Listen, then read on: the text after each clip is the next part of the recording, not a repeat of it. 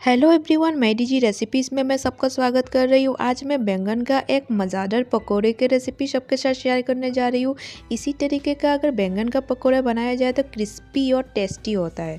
तो आप लोग एक बार घर में ज़रूर ट्राई कीजिएगा। इसके लिए लंबे साइज़ का बैंगन यूज़ करेंगे। बैंगन के इस पकोड़े के लिए बैंगन के लंबे लंबे साइज से कुछ इस तरीके से काटेंगे। बैंगन के पकोड़े तो हर कोई बहुत सारे तरीके से बनाते हैं, लेकिन कुछ इस तरीके से अलग तरीके से आप अगर बना के ट्राई करेंगे ना, इसका टेस्ट भी बढ़िया लगता है और खाने में भी मज़ेदार होता है। तो बहुत सिंपल तरीके से आज का ये रेसिपी मैं बना के दिखाऊंगी, तो वीडियो को बिल्कुल भी स्किप मत कीजिएगा, कंटिन्यू देखते रहिए। बैंगन के पकोड़े के साथ मैं इरलपा की रेसिपी भी शेयर की हूँ। एक्चुअली मैं आज रात में यही डिनर के लिए बनाने वाली हूँ, तो उसी का रेसिपी आज सबके साथ शेयर कर रही हूँ। बैंगन के पकोड़े के लिए बेसन ऐड कर दिए, उसके बाद इसमें सूजी थोड़ा सा ऐड करेंगे, उसके बाद चावल के आटा ऐड कर देंगे, उसके बाद इसमें सूखा मसाला ऐड करते जाएंगे।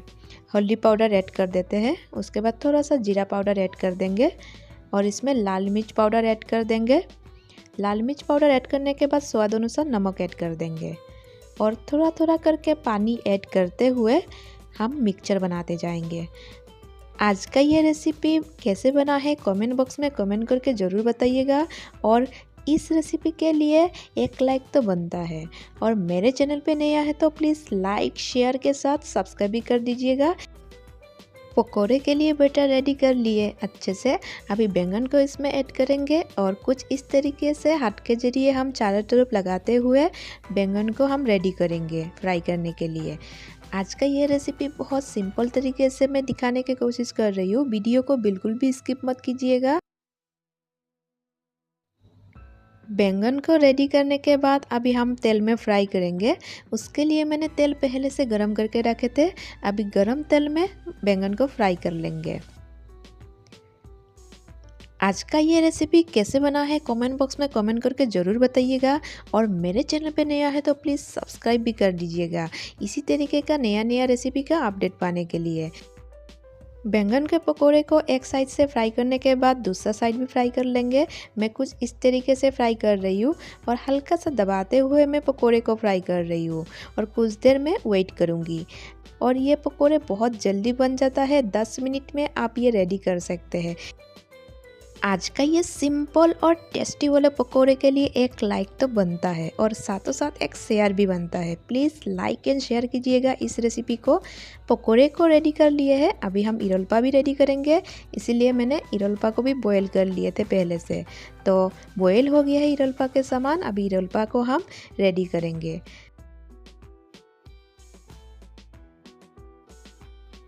इरलपा के लिए सबसे पहले मिर्चा और नमक का पेस्ट बनाएंगे, इसीलिए मैं मिर्चा को पहले बाउल में निकाल रही हूँ। उसके बाद नमक और मिर्चा का एक पेस्ट बनाएंगे।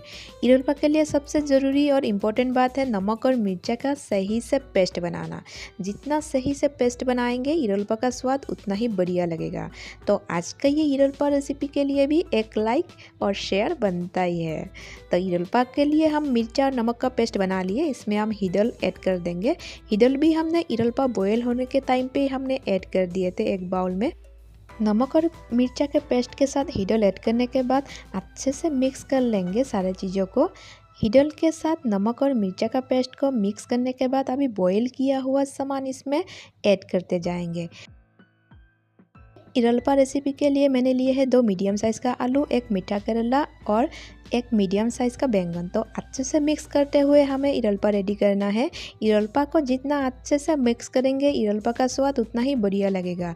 मेरे चैनल पे विष्णुप्रिया मणिपुरी का जितना भी रेसिपी मैं अपलोड करती हूँ आप लोग बहुत ही पसंद किए हैं। उम्मीद करती हूँ आज का ये इरलपा और बैंगन के पकोड़े के रेसिपी को आप लोग बहुत ही पसंद करेंगे। और बैंगन के पकोड़े को हमारे भाषा में बेलंगोर बोरा बोला जाता है। तो बेलंगोर बोरा एवं इरलपा का रेसिपी इरलपा हमने रेडी कर लिए हैं। तो आज का ये डिनर रेसिपी कैसे लगा है कमेंट बॉक्स में कमेंट करके ज़रूर बताइएगा। और इसी तरीके का नया रेसिपी का अपडेट पाने के लिए मेरे चैनल को please like share and subscribe कर दीजिएगा। बहुत जल्द मिलेंगे और एक नया रेसिपी के साथ, तब तक के लिए bye and thank you for watching my DG recipe channel.